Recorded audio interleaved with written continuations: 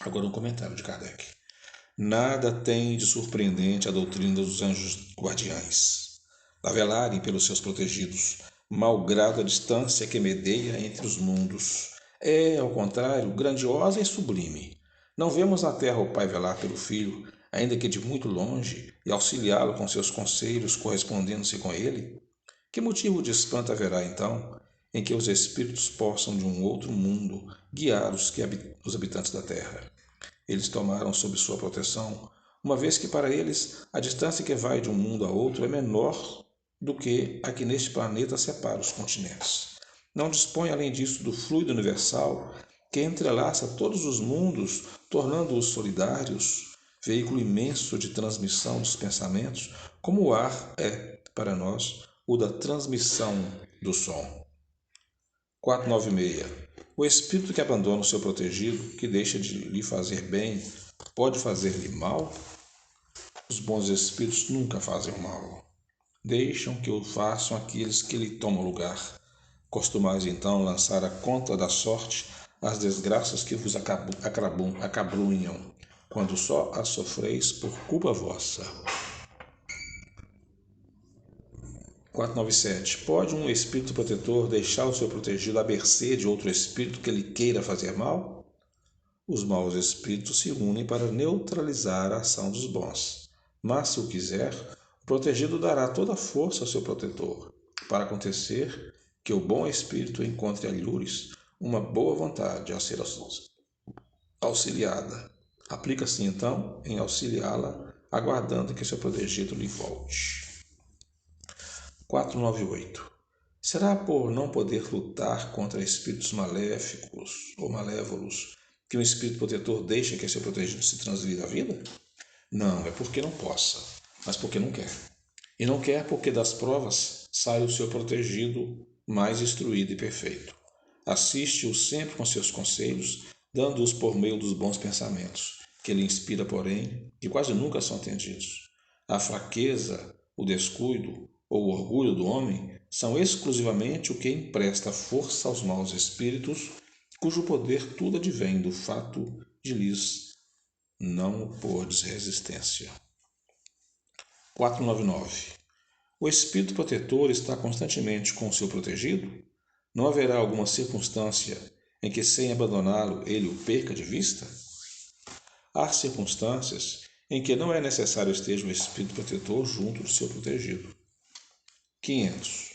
Haverá momentos em que o espírito deixe de precisar de então por diante do seu protetor? Sim, quando ele atinge o ponto de poder guiar-se a si mesmo, como sucede ao estudante, para o qual o momento chega em que não mais precisa do mestre. Isso, porém, não se dá na terra. 501. Por que é oculta a ação dos espíritos sobre a nossa existência? E por que, quando nos protegem, não o fazem de modo ostensivo? Se fosse dado a vocês contar sempre com a ação deles, vocês não obrariam por vós mesmos, e o vosso espírito não progrediria.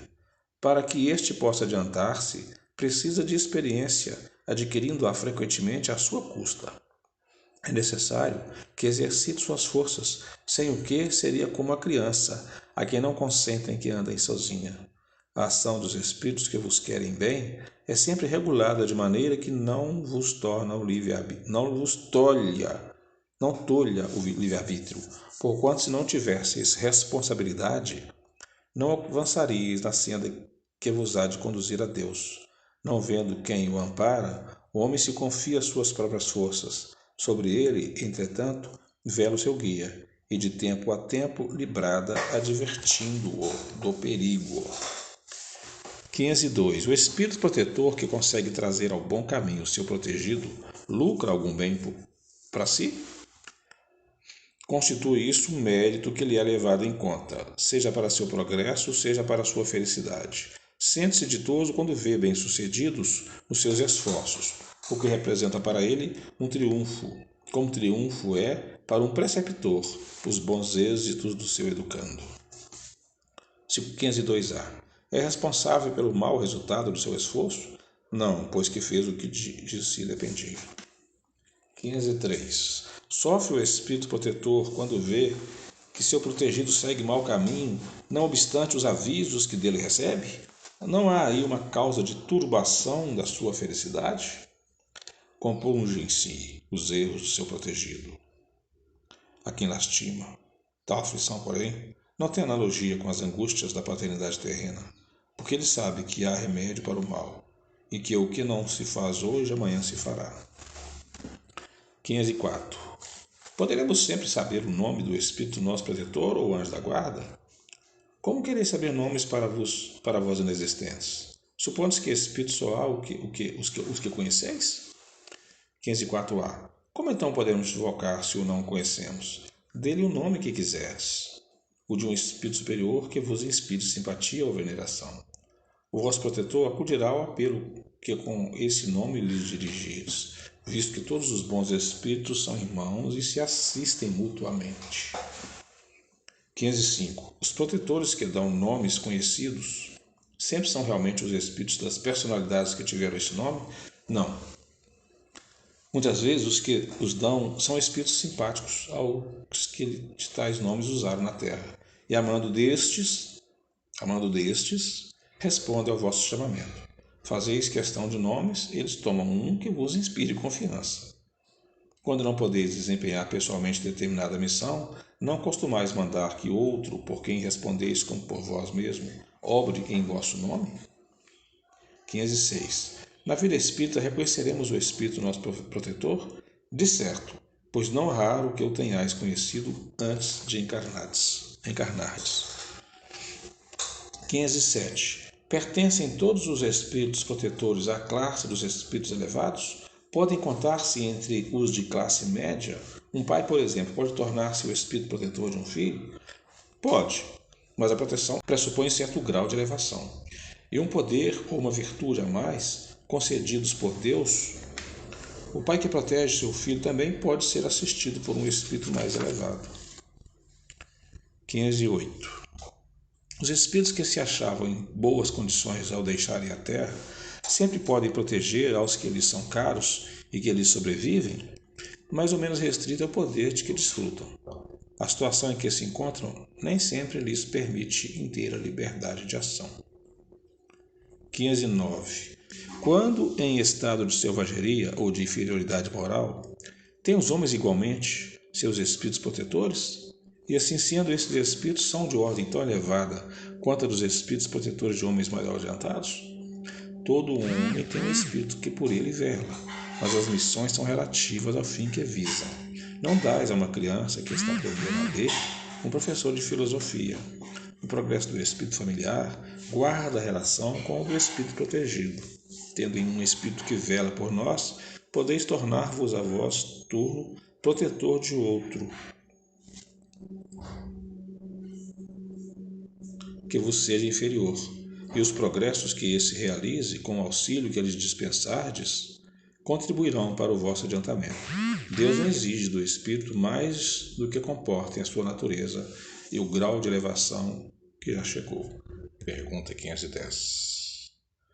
Quando o pai, que vela pelo filho, reencarna, continua a velar por ele? Isso é mais difícil. Contudo, de certo modo, o faz, pedindo no instante de desprendimento a um espírito simpático que o assista nessa missão.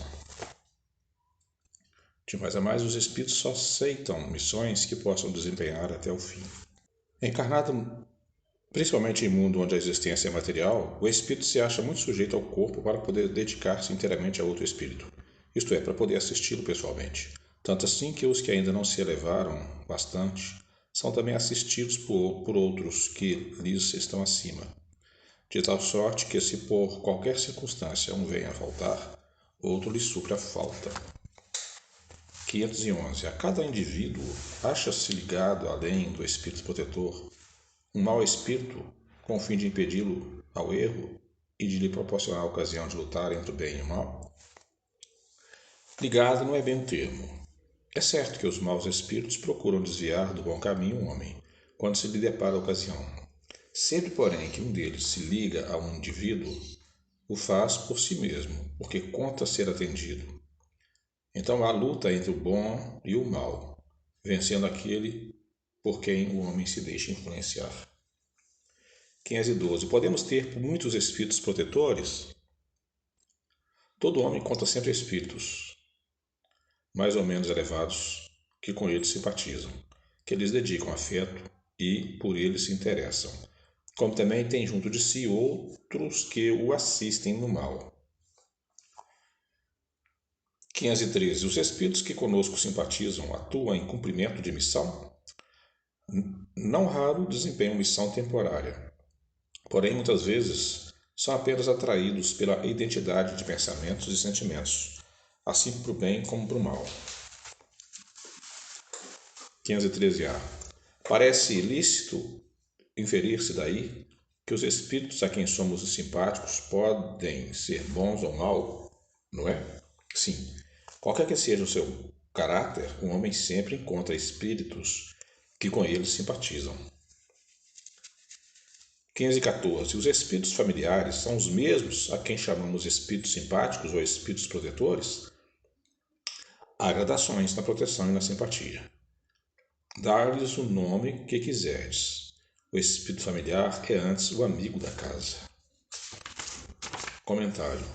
Das explicações acima e das observações feitas sobre a natureza dos espíritos que se afeiçoam ao homem, pode-se deduzir o seguinte: o espírito protetor, ou anjo da guarda, ou bom gênio, é o que tem por missão acompanhar o homem na vida e ajudá-lo a progredir. É sempre de natureza superior com relação ao protegido. Os espíritos familiares se ligam a certas pessoas por laços que são mais ou menos duráveis, com o fim de lhes ser úteis, dentro do limite de poder, quase sempre muito restrito, de que dispõem. São bons, porém, muitas vezes pouco adiantados, e mesmo um tanto levianos. Ocupam-se de boamente com as particularidades da vida íntima, e só atuam por ordem ou com permissão dos espíritos superiores ou protetores. Os espíritos simpáticos são os que se sentem atraídos para o nosso lado por afeições particulares e ainda por uma certa semelhança de gostos e de sentimentos, tanto para o bem como para o mal. De ordinário, a duração de suas relações se acha subordinada às circunstâncias. O mau gênio é um espírito imperfeito ou perverso, que se liga ao homem para desviá-lo do bem. Ora, porém, por impulso próprio e não no desempenho de missão. A tenacidade de sua ação está em relação direta com a maior ou menor facilidade de acesso que encontre por parte do homem, que goza sempre da liberdade de escutar-lhe a voz ou de lhe cerrar os ouvidos. 515. O que se há de pensar dessas pessoas que se ligam a certos indivíduos para levá-los à perdição ou para guiá-los para pelo bom caminho? Efetivamente, certas pessoas exercem sobre outras uma espécie de fascinação que parece irresistível. Quando isso se dá no sentido do mal, são maus espíritos de que outros espíritos também maus se servem para subjugá-las. Deus permite que tal coisa ocorra para vos experimentar. 516. Poderia os nossos bons e maus gênios encarnar a fim de mais de perto nos acompanharem na vida? Isso às vezes se dá. Porém, o que mais frequentemente se verifica é encarregarem desta missão outros espíritos encarnados que lhes são simpáticos. 517. Haverá espíritos que se liguem a uma família inteira para protegê-la? Alguns espíritos se ligam aos membros de uma determinada família que vivem juntos e unidos pela afeição. Mas não acrediteis em espíritos protetores do orgulho das raças.